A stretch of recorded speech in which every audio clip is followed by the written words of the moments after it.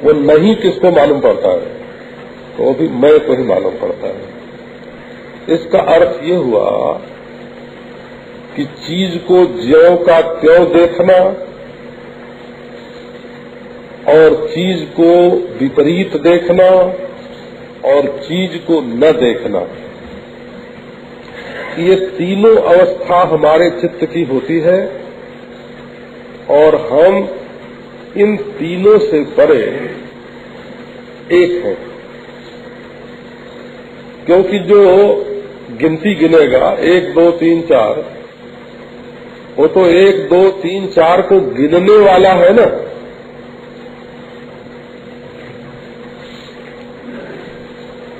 तो ये जो संकल्प और अज्ञान दोनों मालूम पड़ते हैं, वो दोनों जिस एक को मालूम पड़ते हैं और जिस एक में मालूम पड़ते हैं, वो सूक्ष्म सत्ता अविनाशी है। जैसे रस्सी का मालूम पड़ना, सांप का मालूम पड़ना और दोनों का न मालूम पड़ना, ये तीनों जैसे देखने वाले को होता है,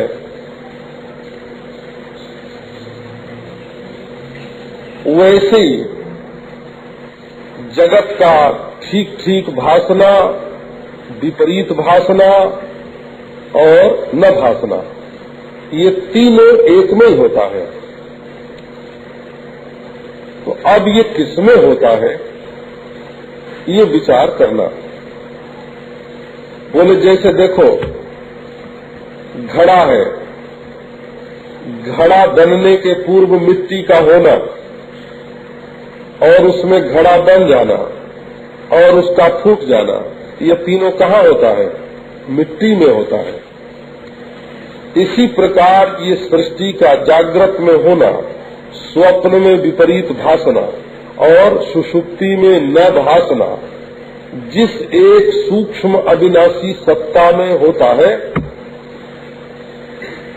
और वो सूक्ष्म अविनाशी सत्ता मैं से एक होती है, उसका विचार करना चाहिए। वो क्या है?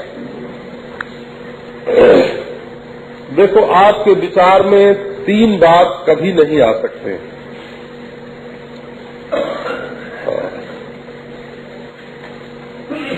क्या? एक तो आप कितना भी विचार करो, मैं नहीं हूं, ये आपको कभी अनुभव नहीं हो सकता।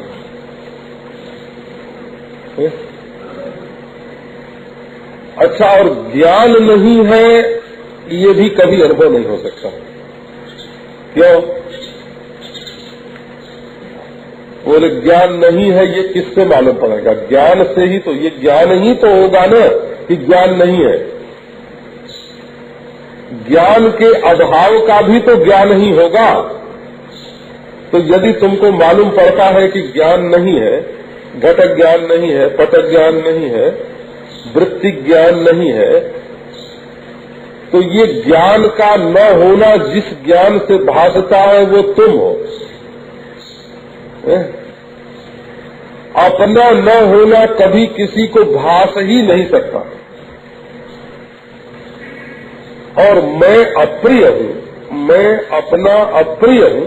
दुनिया भले कहे कि तुम प्यारे नहीं हो, लेकिन तुम अपने आप से ज्यादा प्यार करते हो। पुरुष का अपनी पत्नी से जितना प्रेम होता है, उससे ज्यादा अपने आप से होता है, और पत्नी का पुरुष से जितना प्रेम होता है, उससे ज्यादा अपने आप से होता है। बच्चे का जितना प्रेम माँ से होता है, उससे ज्यादा अपने आप से होता है। जहाँ जहाँ मैं पना होगा, वहाँ वहाँ प्रियता होगी। जहाँ जहाँ मैं होगा, वहाँ वहाँ ज्ञान पना होगा। और जहाँ जहाँ मैं होगा, वहाँ वहाँ नहीं पना कभी नहीं होगा। मैं नहीं हूँ, मैं अज्ञान रूप हूँ, मैं दुख रूप हूँ, ऐसा कभी किसी को अनुभव नहीं हो सकता। जो सोचता है कि मैं दुख रूप हूँ, वो थोड़ी बेवकूफी में फंस जाता है। थोड़ी देर के लिए दुख आता है तो समझता है कि हाय हाय मैं दुख रूप हो गया। अरे तो दुख की तो बदली आई है, वो तो छट जाएगी। आसमान तो फिर वैसे ही पहले की तरह प्रकाशमान हो जाएगा। तुम्हारा हृदय एक आकाश है, उसमें कभी कभी दुख के बादल आते हैं और थोड़ी देर के बाद छट जाते हैं। तुम्हारा हृदय तो आकाश है, तुम्हारा हृदय दुख नहीं है। हाँ। कई बार ऐसा प्रसंग आया हो कि मुर्दा लेके स्मशान पर गए, तो देहात का काम, लकड़ी आई, लोग इकट्ठे हुए, वो आ जाए, 2-2 घंटे स्मशान के ऊपर लग गया। तो जो मुर्दा लेके जाते हैं वो 2 घंटे तक मनहूस चेहरे से नहीं रह सकते। हमने कितनी बार जाके देखा है, 2 घंटे में 2-2, 4-4 आदमी अलग अलग होके आपस में बात करने लगते हैं और कुछ पुरानी बात याद करके, कुछ अगली बात सोच के, कुछ गप फाँक के हंसने लगते हैं। हमने लोगों को स्मशान में लोगों को हंसते देखा है। मुर्दा पड़ा है और हंसते हैं। इसका अर्थ ये है 2 दिन दुखी हो लेते हैं, 2 महीने दुखी हो लेते हैं, किसी को बहुत ज्यादा होगा 2 बरस रो लेगा, लेकिन रोना अपना स्वभाव नहीं है। ये जो रोना आता है अपने जीवन में, ये बिना बुलाए मेहमान की तरह आता है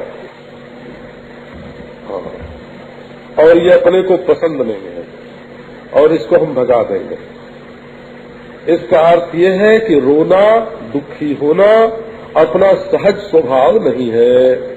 ये तो तुमने दूसरे से दुख उधार लेके अपने को दुखी किया है। ये दुख तुम्हारे घर की चीज नहीं है। हमने पापी को भी हंसते देखा है, हमने चोर को भी हंसते देखा है, हमने हत्यारे को भी हंसते देखा है, हमने जिसके घर में कोई मर गया है उसको भी हंसते देखा है, बीमार को भी देखा है हंसते, बोला। और कोई बहुत बीमार हो, मरने वाला हो और उससे जाके कह दो कि अभी तो तुम्हारी उम्र बड़ी लंबी है, तो एक बार उसके होठों पर थोड़ी मुस्कान आ ही जाती है। तो अब क्या है, लेकिन मुस्कुराता है। तो दुख अपना स्वभाव नहीं है, ये उधार लिया हुआ है, ये बात ध्यान में बैठाओ। और जो तुम अपने को अज्ञानी मानते हो, क्या बतावें आपको, आप असल में बड़े बड़े विद्वानों को भी अज्ञानी मानते हो। हमने बच्चों के मुंह से सुना है कि हमारे माँ बाप इस बात को नहीं समझते हैं, बोला। बच्चों के मुंह से ये बात सुना है। हाँ, हमने चेलों के मुंह से सुना है कि हमारे गुरुजी पुराने ढंग के हैं, वेदांती हैं, वो ब्रह्म की बात तो सब समझते हैं, लेकिन आजकल के व्यवहार की कहाँ समझते हैं, ब्रह्म की तो हम समझते हैं, है ना। अच्छा, कहो कि मैं नहीं हूँ, ये तो बदतो व्याघात है। बदतो व्याघात माने बोलने में जो दोष होता है ना, जैसे कोई बोल के बतावे कि मेरे मुंह में जीभ नहीं है, तो वो झूठा है कि नहीं। कोई बोल के ये बात बतावे कि मेरे मुंह में जीभ नहीं है तो झूठा है। इसी तरह से अगर कोई ये बोले और ये सोचे कि मैं नहीं हूँ, तो ये बोलने वाला भी झूठा है और ये सोचने वाला भी झूठा है कि मैं नहीं हूँ। तो अनुभव के क्षेत्र में मैं नहीं हूँ और मैं जड़ हूँ। देखो, अगर तुम सोचो कि मैं जड़ हूँ, तो तुम सोच तो रहे हो कि मैं जड़ हूँ और अपने को जड़ मानते हो। तुम जब अपने को जड़ सोचते हो तो जड़ता से न्यारे हो। जब तुम अपने को नहीं हूँ ऐसा सोचते हो तब तुम हो, और जब तुम सोचते हो कि मैं तो अप्रिय हूँ, मेरा मुझसे प्रेम नहीं है, तो बिल्कुल गलत सोचते हो। हाँ, मक्खी को तुमसे इतना प्रेम है कि तुम्हारा शरीर नहीं छोड़ती है। तुम्हारे मैल से मक्खी को प्रेम है हो। मच्छर को तुम्हारे खून से प्रेम है। कुत्ते को तुम्हारी रोटी से प्रेम है। कितनी पूछ लाते हैं। अगर तुम्हारे अंदर आनंद न होता, तुम्हारे अंदर कुछ प्रियता न होती, तुम्हारे अंदर कोई पसंद करने की चीज न होती है, तो लोग आंख उठा के तुम्हारी ओर देखते ही नहीं। तो तुम क्यों अपनी विशेषता को भूल गए हो और सारी दुनिया की विशेषता को ढूंढते फिरते हो। बोले भाई इसकी सत्ता है, इसकी महत्ता है, इसकी सुंदरता है, इसकी मधुरता है। अपने को किसी का गुलाम बनाने का विचार क्यों करते हैं?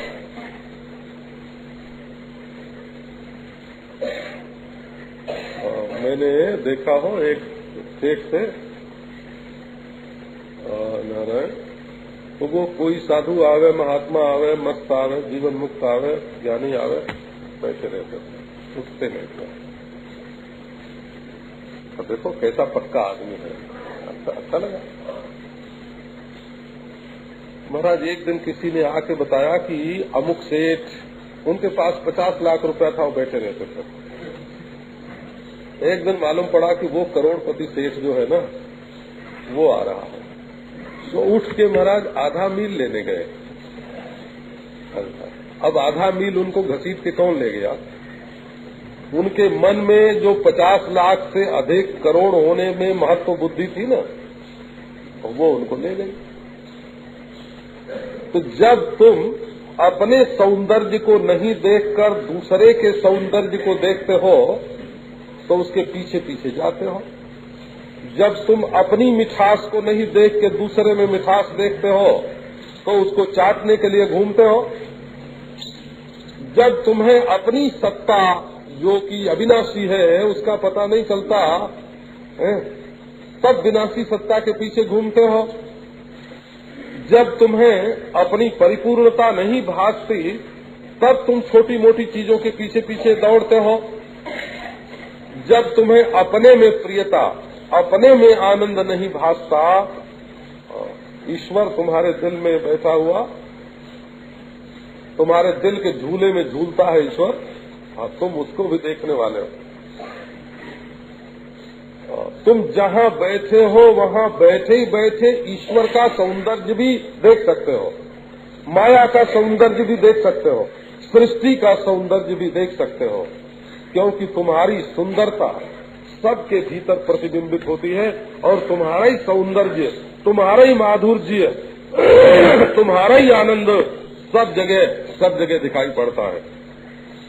और जिसको तुम छू दो वो अमृत हो जाए, जिसको तुम देख लो वो सुंदर हो जाए, जिसको तुम चख लो वो मीठा हो जाए, जिसके ऊपर तुम्हारी आशीर्वाद की दृष्टि पड़ जाए वो महान हो जाए। तो ऐसी शक्ति छिपाए हुए, ऐसी प्रज्ञा छिपाए हुए तुम अपने भीतर बैठे हो। पर आश्चर्य तो ये है कि अपने में जो चीज है वो मालूम नहीं पड़ती और उसके लिए दर दर भटकते हैं, यहाँ से वहाँ, वहाँ से वहाँ, उसके लिए भटकते हैं। वो चीज तो अपने अंदर है। तो अपने आप को ढूंढो, तलाश अपनी करो। तुम कौन हो, तुम कैसे हो, ये विचारक को अनिर्देशा। घड़े का ख्याल मत करो, मिट्टी को पहचानो। डिजाइन मत देखो, असली चीज को देखो। कपड़े का रंग मत देखो, उसके अंदर जो सूत है वो कीमती होना चाहिए। तो अपने आप को, जो सबको देखने वाला है, उस अपने आप को पहचानना है। अहम एकोपि सूक्ष्मश्च ज्ञाता साक्षी सदव्ययः तदहम नात्र संदेहो विचारः सोयमीदृशः अहमेकोऽपि सूक्ष्मश्च। ये विचित्र सृष्टि की लीला है कि है तो एक लेकिन अनेक भासती है।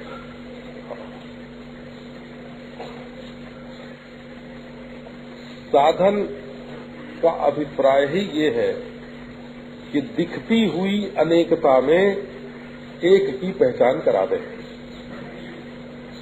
यही साधन की विशेषता है। अनेक में एक को पहचानना, मरते हुओं में अमर को पहचानना, छोटे छोटे में बड़े को पहचानना, विनाशी में अविनाशी को पहचानो, छोटे छोटे में बड़े को पहचानो, मरते हुए में अमर को पहचानो। माने नजर अपनी पैनी होनी चाहिए, इसको विचार बोलते हैं। और बोलो तो दुख में सुख को पहचान लो, कभी तुम्हें तकलीफ नहीं होगी। दुख में भी सुख रहता है। सुख के पहले क्या होता है ये बताओ। जब जब सुख होता है तब उसके पहले क्या रहता है? दुख ही तो रहता है। अच्छा, दुख के पहले क्या रहता है? सुख रहता है। तो दुख का बीज संसार के सुख भोग में है और संसार के सुख भोग का बीज दुख भोग में है। और सुख दुख दोनों में जो एक है वो अपना आत्मा है। कितने सुख देखे हैं, कितने दुख देखे हैं। सुख दुख आके चले गए और अपना आपा ज्यों का त्यों। श्री रामानुजाचार्य जी महाराज का एक श्लोक आता है, वो कहते हैं कि हे प्रभु, भक्त लोग भगवान से प्रार्थना करते हैं, हे प्रभु मेरे सामने अब नया दुख कौन सा आवेगा, आप बताइए। अभूतपूर्वम मम भावी किंबा, अब मेरे सामने कोई अभूतपूर्व दुख कहाँ होने वाला है? क्योंकि अनादिकाल से हम सृष्टि में रहते हैं, कितनी बार जन्म चुके, कितनी बार मर चुके, कितनी बार वियोग हो गया, कितनी बार संजोग हो गया, कितने दोस्त हुए, कितने दुश्मन हुए, कितने मित्र मिले, कितने शत्रु मिले, कितने छोटे छूटे हैं, कितनी बार बुढ़ापा आया, कितनी बार जवानी आई। अभूतपूर्वम मम भावी किंबा, आप ही बताओ कि अब हमारे लिए ऐसा कोई दुख बचा है क्या जिसको हम पहले न भोग चुके हों? भोगते ही तो आए हैं। तो इसलिए हम दुख से डरते नहीं हैं। सर्वम सहे मैं सहजम ही दुखम, मैं सब सह लूंगा, मेरे तो और भाई हैं। सहजम जुड़वा भाई है, दुख तो हमारा जुड़वा भाई है। सहजम ही दुखम, बड़ा भाई होगा तो छोटा भाई आएगा, छोटा भाई होगा तो बड़ा भाई रहेगा। ये सुख दुख तो ऐसे ही घूमते ही रहते हैं। बोले फिर तुम प्रार्थना क्या करते हो? किंतु त्वदग्रे शरणागतानाम पराभवो नाथनते नुरूपः, लेकिन मैं तो तुम्हारी शरण में आया हुआ हूँ ना, शरणागत हूँ। तो अगर शरणागत दुख के सामने हार जाएगा, अब मैं तुम्हारा सैनिक हो गया हूँ, तुम्हारा सिपाही हो गया हूँ, तुम्हारा हो गया हूँ, तो अब यदि मैं हार जाऊंगा तो इसके नतीजे पर भी ख्याल करना। सैनिक के हार जाने से राजा की हार हो जाती है। नते अनुरूपा, इसमें बदनामी तुम्हारी होगी। चिंता यह मोह अपारा, अपजस जनि हो तुम्हारा। तुम्हें लोग कहेंगे कि नारायण का शरणागत, एक नारायण परायण व्यक्ति, एक राम का गुलाम, एक राम का सैनिक हार गया और उसके साथ साथ राम भी हार गए। तो दुख के सामने कभी सिर झुकाने का नहीं है, इसका मुकाबला करते चलो। ये तुम्हारा अहम अजर है, ये बुढ़ा नहीं होता, देह बुढ़ा है, अहम बुढ़ा नहीं है। ये देह मरता है, अहम नहीं मरता है। देह अनेक होता है, अहम अनेक नहीं होता, एक होता है। ये देह स्थूल है, आत्मा सूक्ष्म है। ये देह और देह के संबंधी जाने जाते हैं और ये आत्मा ज्ञाता जानने वाला है। ये दुनिया आती जाती है और आत्मा साक्षी है, जागृत का, स्वप्न का, सुषुप्ति का, सबका साक्षी है।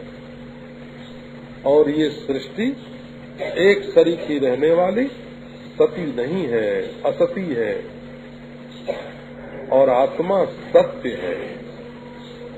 सृष्टि घिस जाती है, आत्मा नहीं घिसता है। तदहम नात्र संदेहो विचार सोयमीदृशः। यदि तुमको विचार करना है, देखो भाई, क्या खाएंगे, क्या पिएंगे, क्या पहनेंगे, कहाँ रहेंगे, ये सब जो विचार है वो भोग संबंधी विचार है, भोग का विचार। किन किन के साथ रहे ये साथी का विचार है। क्या क्या काम करें, क्या न करें, ये धर्म कर्म का विचार है। तो भोग का विचार जुदा होता है और योग का विचार जुदा होता है।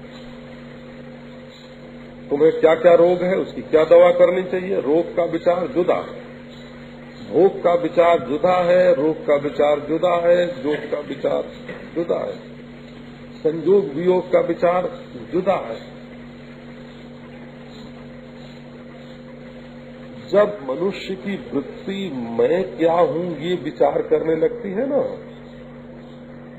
परमात्मा क्या है, मैं क्या हूँ, जगत क्या है, तब तत्व का विचार प्रारंभ होता है।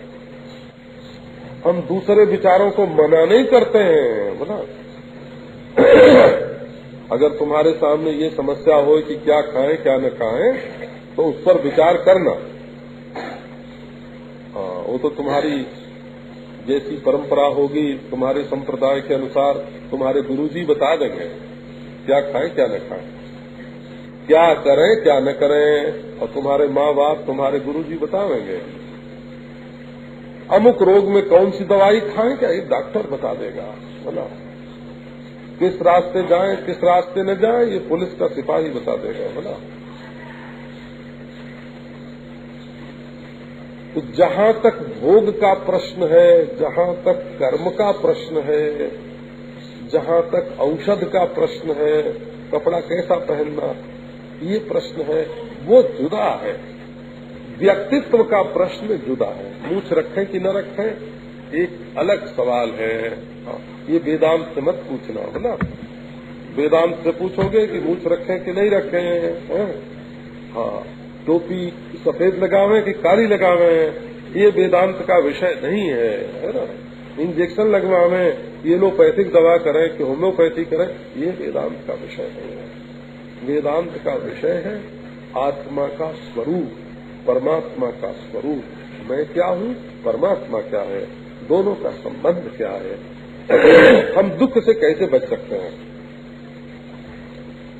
और दुख से दुनिया ज्यों रात ज्यों की त्यों चले, दिन ज्यों का त्यों चले, है ना। और दुनिया में ऐसे ही युद्ध भी रहे, संघर्ष भी रहे, वैमनस्य भी रहे। ये नहीं कि जब अमुक युद्ध बंद हो जाएगा तब हम सुखी हो जाएंगे। दुनिया इतनी बड़ी है कि इसमें कहीं न कहीं युद्ध होता रहता है। परिवार इतना बड़ा है कि किसी न किसी से हूं तू होती रहती है। पति पत्नी का साथ इतना प्रबल है कि 2-4 दिन में एक आध बार रूठे मनाए बिना काम ही नहीं चलता है। तो वो सब अपनी जगह पर होने दो, वो सब अपनी जगह पर होने दो। विचार ये करना है कि सत्य क्या है। तो सत्य जो है, जिसको असत्य न कह सके सोई तो सत्य होगा ना। जिसको असत्य न कह सके, जिसको असत्य न सोच सके, जिसको असत्य न कर सके, तो देखो अपने को असत्य कह नहीं सकते, और कहते हो तो झूठ, असत्य ही कहते हो। अपने को असत्य सोच नहीं सकते, अपने को असत्य कर नहीं सकते। तो ये जो अपना आपा है, इसके बारे में विचार करना। तदहम नात्र संदेहो विचारस्सु यमिदृशः। इसमें, इस सत्यता में कुछ आलसी लोग इस मार्ग में चलते हैं और कुछ प्रज्ञावान लोग चलते हैं, जिनको सच्ची प्रज्ञा प्राप्त है। तो आलसी लोग तो विश्राम मात्र से खुश हो जाते हैं।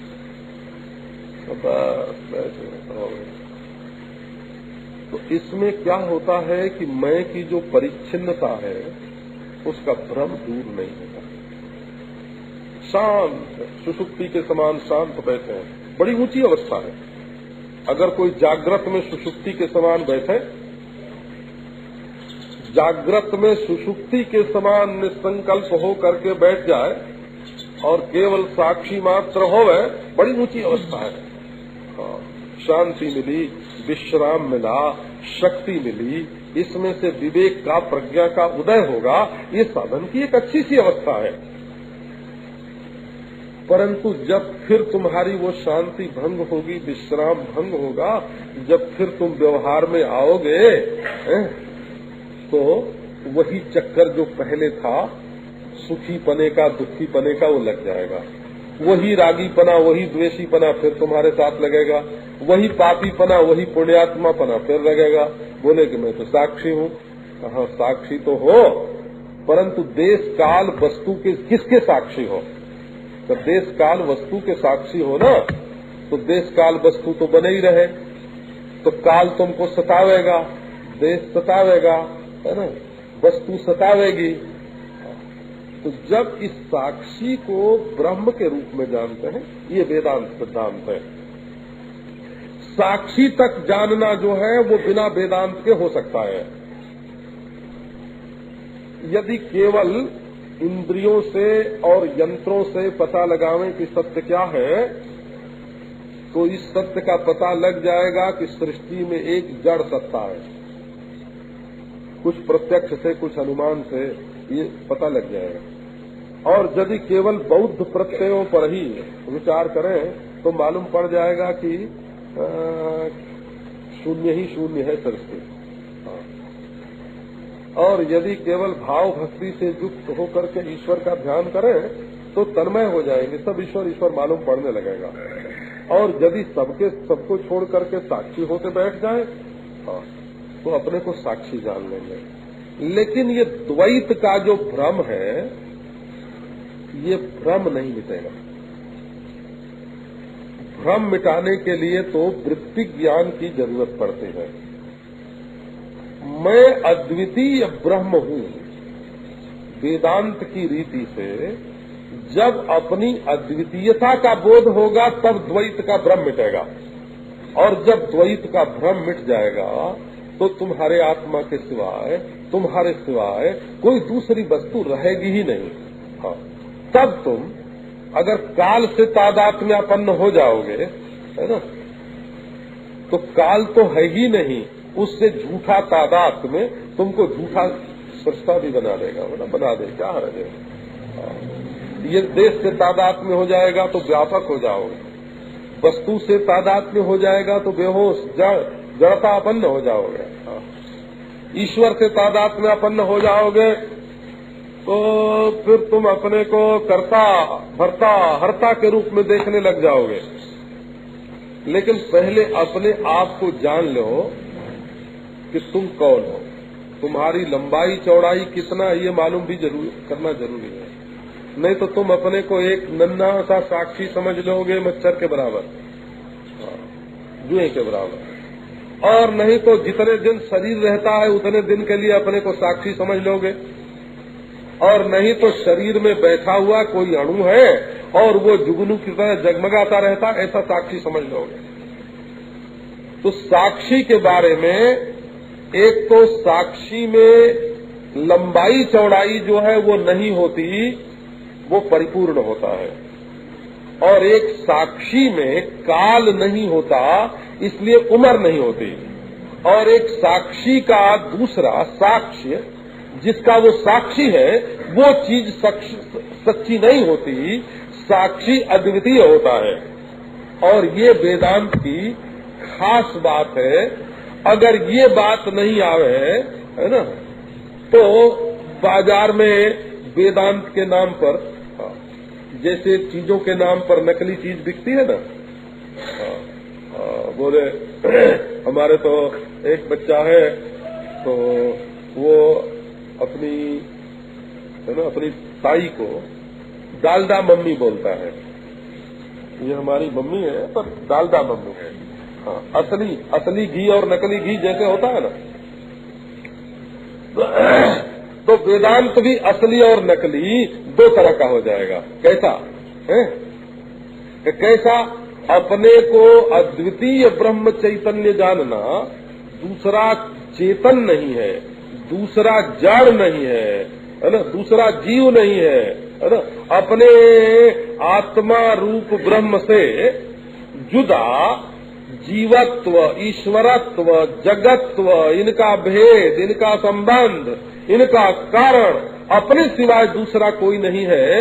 ये बात वेदांत की खास है, वेदांत की नई है, नई है, अपूर्व है।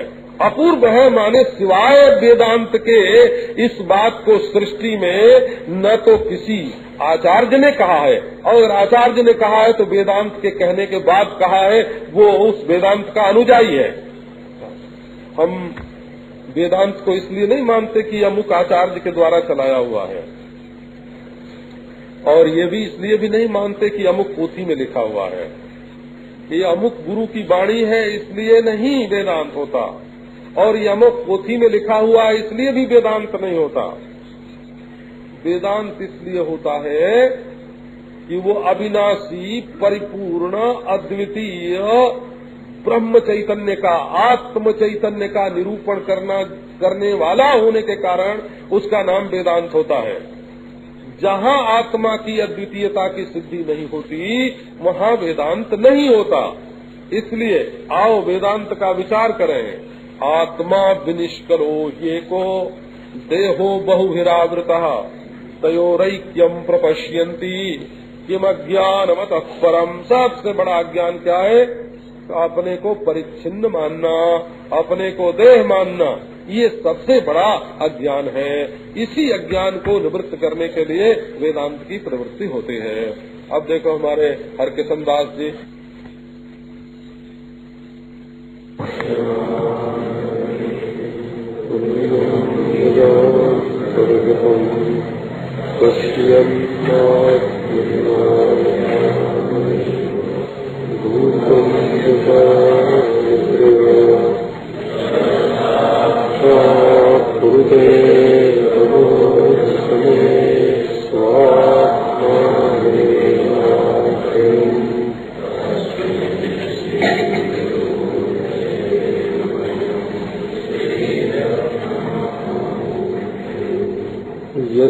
पाद प्रभात्यस्तः प्रपंचो भाति भासुरः तमहं सद्गुरुं वन्दे पूर्णानन्दं चिदात्मकम्। ओम शांति शांति शांति। निष्कलो एको देहो बहुविरावृतः तयोरैक्यं प्रपश्यन्ति किमज्ञानमतः परम्। आत्मा नियामकश्चान्तर देहो बाह्यो नियम्यकः तयोरैक्यं प्रपश्यन्ति किमज्ञानमतः परम् आत्मा ज्ञानमयः पुण्यो देहो मांसमयो श्रुतिः तयोरैक्यं प्रपश्यन्ति किमज्ञानमतः परम्।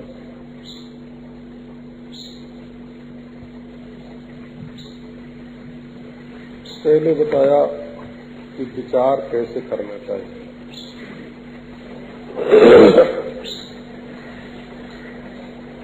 विचार करने की भी, शोध की भी, शोधन करने की भी एक शैली होती है।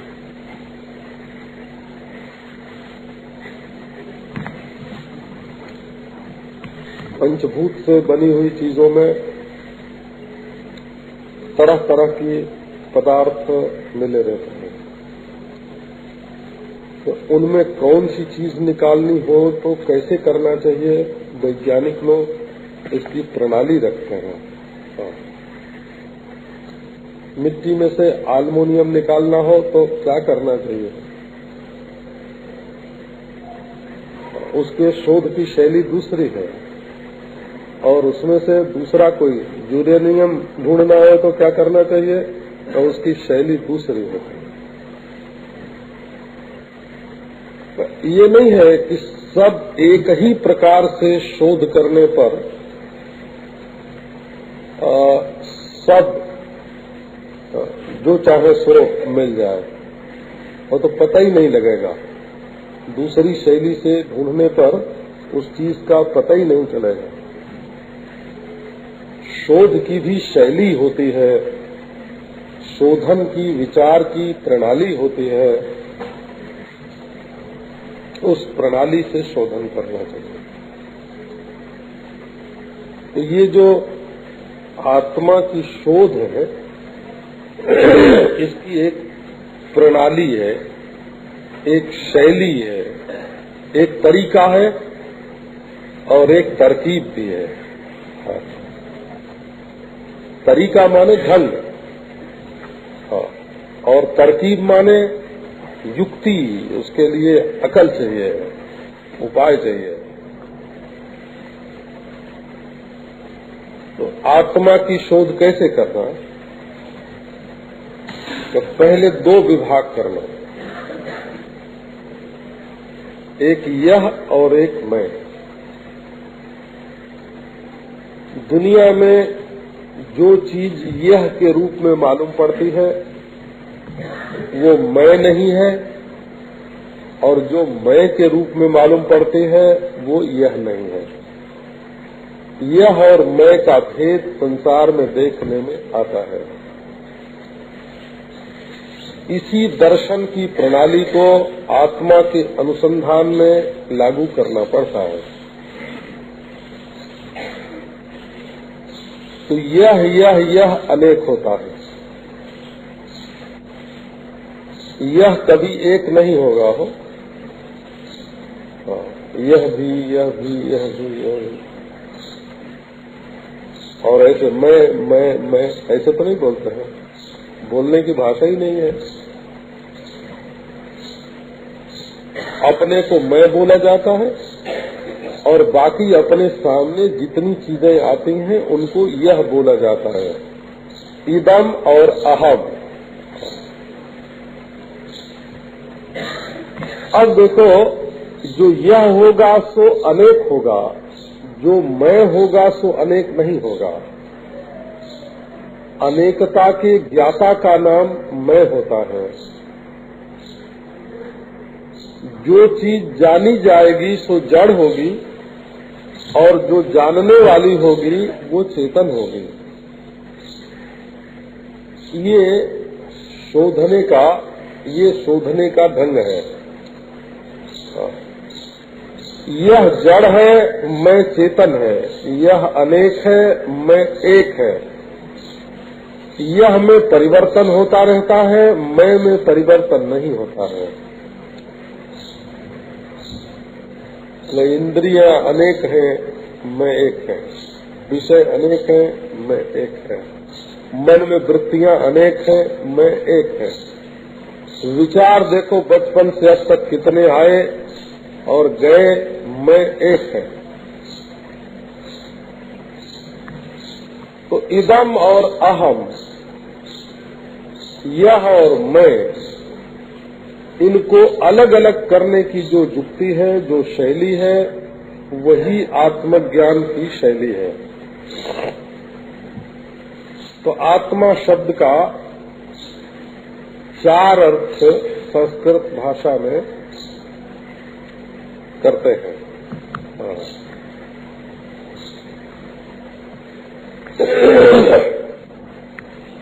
जच्चाति विषयानेह, पहली बात यह है कि ये शब्द, स्पर्श, रूप, रस, गंध, ये जिसको मालूम पड़ते हैं सो मैं है, आत्मा है। जेने क्षते शृणोतीदम जिघ्रति व्याकरोति च, जिससे देखता, जो देखता है आँख से, जो सुनता है कान से, जो छूता है त्वचा से, जो सूंघता है नाक से, जो स्वाद लेता है जिह्वा से, जेने क्षते शृणोतीदम जिघ्रति व्याकरोति च, जो बोलता है जिह्वा से। इस बोलते राम को पहचानो। ये बोलता राम मैं कौन है? आप नोट पहचानते हो, सोना पहचानते हो, चांदी पहचानते हो, मकान पहचानते हो, बेटा पहचानते हो, बेटी पहचानते हो, अपने शरीर का गोरा काला रंग पहचानते हो, अपने सिर के सफेद काले बाल पहचानते हो, अपनी आंख मंदी है कि तेज है ये बात भी पहचानते हो, का अपने मन में काम आया कि क्रोध आया कि शांति रही, इसको भी आप पहचानते हो। ये जो सबके भीतर रह करके सबको पहचानने वाली चीज है, ये पहली पहचान हो, इसका नाम आत्मा।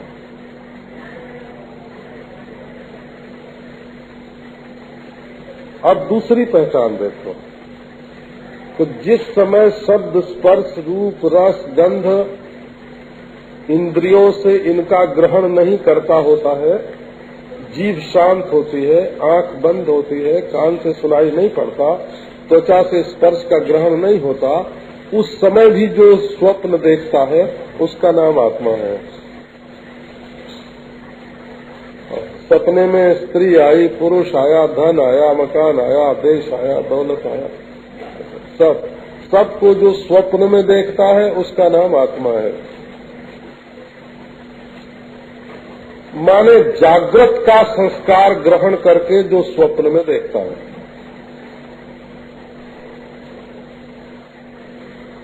तो जागृत में जागृत को देखा और जागृत में संस्कार को ग्रहण करके स्वप्न को देखा। तो जागृत से भी सूक्ष्म आत्मा है और स्वप्न से भी सूक्ष्म आत्मा है। मनुष्य काम से, क्रोध से, लोभ से, मोह से, भय से प्रेरित होता रहता है। हो ये इसको मनुष्य के शरीर को नचाते रहते हैं। क्रोध से दुश्मन का नुकसान करने के लिए जाता है, कामना से भोग करने के लिए जाता है, लोभ से धन इकट्ठा करता है, मोह से अपने परिवार का वियोग नहीं चाहता है, और भय से काज बाई आंख फड़क गई, काज दाहिनी आंख फड़क गई, आज किसी ने छींक दिया, बिल्ली रास्ता काट गई, ये सब क्या है? ये सब मन की जो कमजोरी है ना, वो दिल की धड़कन बढ़ा देती है। ये सुलह वाले है ना, भय की जो मनोवृत्ति है वो मनुष्य को बहुत बहुत दुख देती है।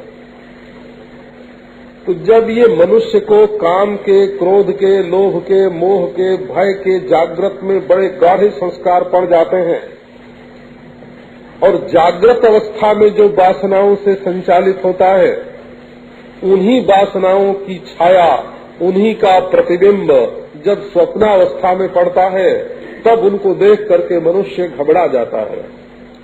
या कभी अनुकूल हो गया तो सुखी हो जाता है। तो स्वप्न में जो दिखता है सो तुम नहीं हो, जो स्वप्न देखने वाला है सो तुम हो। जागृत में जो मालूम पड़ता है सो तुम नहीं हो, जिसको मालूम पड़ता है सो तुम हो।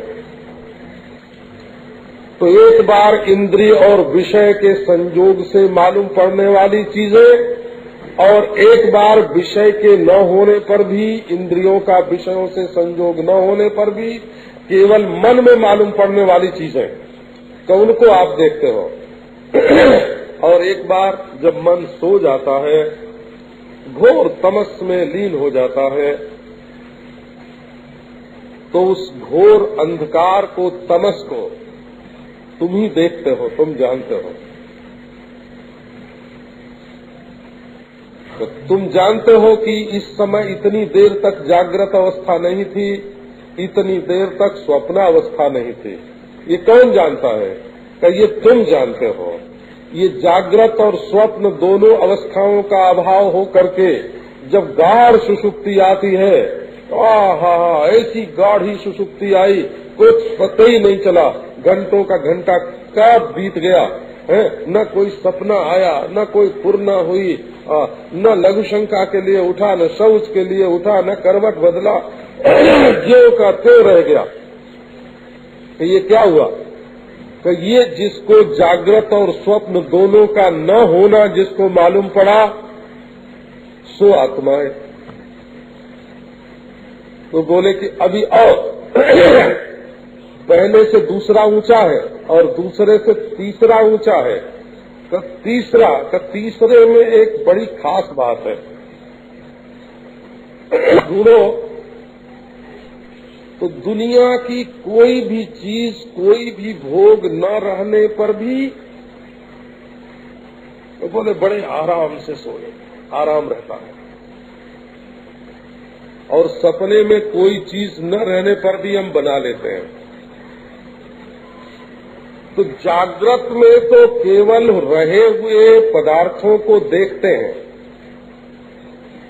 उसमें भी सुख दुख हम बनाते हैं।